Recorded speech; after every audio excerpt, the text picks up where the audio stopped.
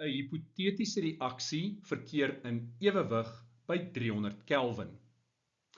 Die diagram toon die molekule betrokke in hierdie chemiese ewewig by 300 Kelvin. Die wit sirkels stel atome van A voor en die swart sirkels stel atome van B voor.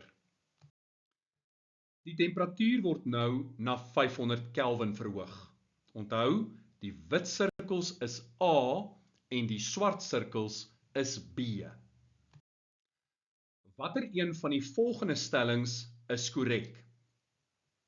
Die korrekte antwoord is A. Die voorwaartse reaksie is eksotermies. Kom ons kyk eerstens na A2. So aan die linkerkant is daar 1 A2.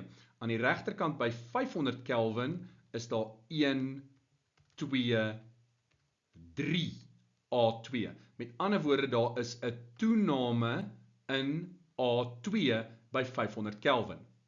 Nou kom ons vergelyk nou die B. Dis die enkel swart. Daar is 1B daarso en aan die regterkant is daar 1, 2, 3B. Met ander woorde, daar is 'n toename in B. Daar's met ander woorde 'n toename in die reaktanse. En kom ons kyk nou na ons produkte. A. Daar is 1, 2, 3 A's aan die linkerkant. Daar is slegs 1 A aan die regterkant. Met ander woorde, daar is 'n afname in A. En dan, wat AB betref, ons het 1, 2, 3, 4, 5 AB, aan die regterkant slegs 1, 2, 3 AB. So daar's ook 'n afname in AB.